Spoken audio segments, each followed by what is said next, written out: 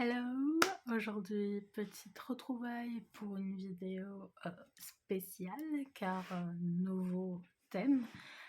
La lecture, les livres, booktube on pourrait dire. En effet, j'ai toujours aimé la lecture et j'avais arrêté quand j'étais scolarisée parce que vous savez, avec les lectures obligatoires d'école, on a tout de suite moins envie de lire. Mais j'ai repris. Il n'y a pas très longtemps. Et donc cette vidéo est la première d'une longue lignée, j'espère. Donc il s'agit de mes lectures du mois. Et ce que vous voyez derrière, c'est ma bibliothèque avec les livres dont je vais vous parler aujourd'hui, qui n'est pas encore remplie, la bibliothèque, parce qu'elle n'est pas encore totalement construite. Comme vous le voyez ici, il y a les premières étagères, et le reste n'a pas encore été mis. Donc c'est bientôt. Donc le premier livre que j'ai lu ce mois-ci, le mois de janvier, c'est Toi plus moi plus tous les autres de Sylvaine Jaoui. Donc c'est un roman de type jeunesse qui est franchement super cool. Donc ça parle d'une espèce d'école d'art qui est en plus d'une école scolaire de type normal, où les cours sont gratuits, on peut y apprendre de tout type d'art, sculpture, musique, etc. Et où le personnage principal, qui s'appelle Thelma, qui est juste ici, participe pour entrer dans cette école, alors qu'elle dit bien qu'elle n'est pas forcément intéressée par l'art.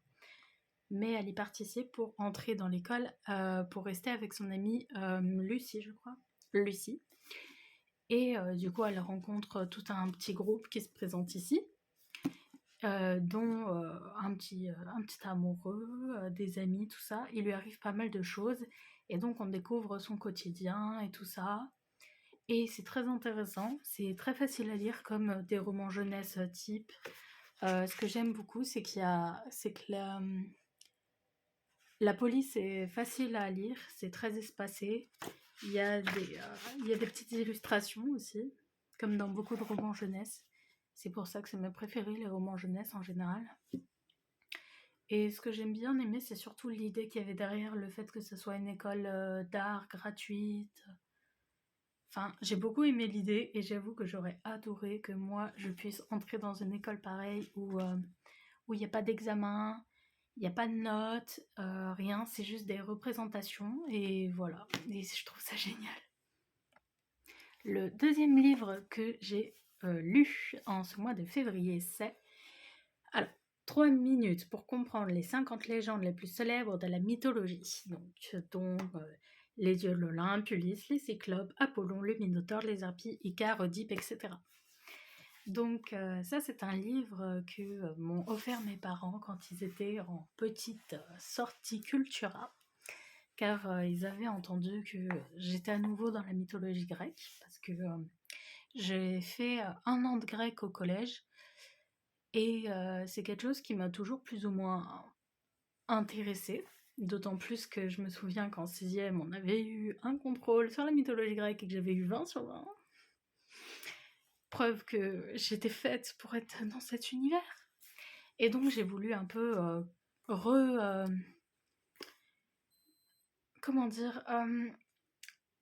me remettre dedans, tout simplement.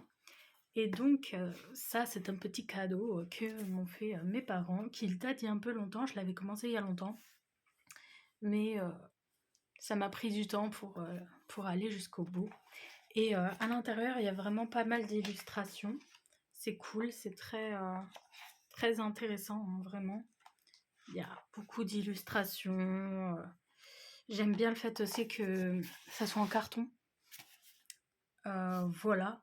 Après, c'est quelque chose d'assez simpliste, on va dire. C'est pas très complet, mais c'est normal. C'est vraiment les légendes mis en extrait.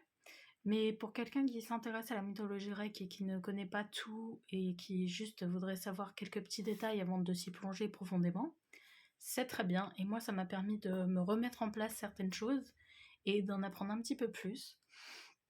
Du coup, c'était super sympa. Donc, si jamais vous êtes intéressé par la mythologie grecque, pourquoi pas. enfin, le dernier livre que j'ai lu en ce mois de février s'appelle Perfect on Paper de Sophie Gonzalez. Et c'était incroyable. C'est la révélation de, de toutes les lectures que j'ai pu faire, je crois. C'est super complet. C'est une très belle lecture que j'ai faite. On voit que l'autrice était vraiment plongée dans ce qu'elle écrivait, que c'était des choses qu'elle connaissait. On parle LGBT dedans. Pour faire court, c'est simple. Alors, vous avez les 3 personnages principaux, donc ça gravite autour de ces 3-là. Donc ici, on a Brooke, Darcy et Broem, je crois, si je ne me trompe pas sur la prononciation. Donc Darcy, la jeune fille blonde au milieu, s'occupe de répondre à ses camarades lycéens qui ont besoin de conseils d'amour, car il se trouve qu'elle est assez douée pour en donner. Mais comme tout le monde qui est doué pour donner des conseils, elle donne des bons conseils, mais elle ne sait pas gérer sa propre vie. Parce qu'elle est en fait amoureuse de sa meilleure amie, Brooke, depuis des années apparemment. Et un jour, alors qu'elle récupérait les lettres dans le casier abandonné dans lequel elle récupère les lettres, le jeune homme ici, Broem, tombe sur Darcy et lui demande de l'aider à reconquérir son ex. Donc, on nous dit ouvertement dès le début que Darcy est bi. Donc, il y a beaucoup de... On parle beaucoup LGBT, on parle beaucoup... Il y a aussi le fait qu'on parle de... Mince, je perds mes mots à chaque fois, c'est dingue. Qu'on parle de violence parentale, conjugale, le fait que la famille, c'est pas simple. Il y a pas mal de représentations et c'est vraiment cool. Je pense que n'importe qui peut se retrouver dans ce livre, c'est ça qui est super important. Encore une fois, comme c'est un livre de roman jeunesse, je vais mettre une première page pour que ça soit tranquille. C'est vraiment des polices très agréables à lire, très espacées, assez grandes, ça fait pas mal aux yeux, ça fait pas mal à la tête quand tu lis trop, ça se lit vite, c'est super. J'étais vraiment en 2 jours, je l'ai fini parce que j'étais vraiment trop intéressée. Si vous êtes comme moi, vous pourrez peut-être deviner la fin assez facilement, mais même quand je suis arrivée à la fin et que ça allait avec l'idée que j'avais, bah j'étais pas déçue. J'étais en mode bon ok ça m'arrange. Vraiment je suis pas déçue parfois quand... Enfin en général je suis pas déçue quand je devine la fin ou quand je devine certains événements, des péripéties. Au contraire je me dis bon c'est bien, je suis en accord avec l'auteur.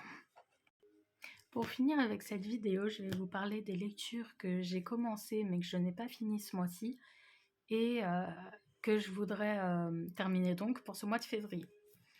Donc, il y a le Retour sur l'île de l'oubli de Melissa de la Cruz. Donc ça fait des années que je les ai, celui-là et l'île de l'oubli se révèle.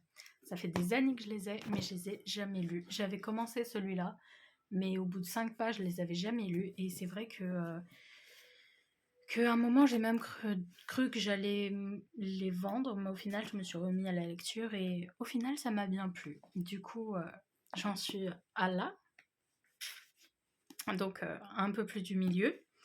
J'ai hâte d'arriver à la fin pour reprendre tout de suite avec l'île de l'oubli Sorbel et connaître enfin si c'est une bonne lecture et si j'ai bien fait d'au final ne pas les vendre et relire pour découvrir finalement. Ce qui est aussi le fait que avant quand je lisais mais sans vraiment lire. Vous voyez le sentiment qu'on a de lire mais notre cerveau ne suit pas nos yeux.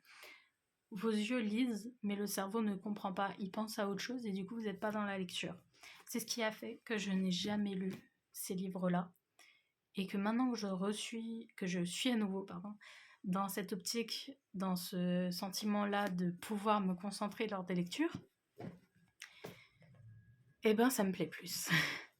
Du coup voilà, ce sont les 2 livres que je vais commencer pour février. Enfin, je vais terminer celui-là et puis je vais commencer L'île de l'oubli se rebelle de Melissa de la Cruz et enfin Un livre que j'avais aussi commencé en ce mois de janvier, mais que j'ai fait une pause directe, c'était juste après Perfect on Paper. Je l'ai acheté au même moment. C'est La nuit où les étoiles se sont éteintes de Nin Gorman, ou Gorman j'imagine, et Marie Alino. Ouais, ça doit être ça. Alors, j'en ai entendu beaucoup de bien. J'ai entendu qu'évidemment c'était très triste. Bon, je ne suis qu'à la page 44 et je me suis stoppée parce que pour le moment, c'est une lecture dont je me sens pas forcément prête à continuer.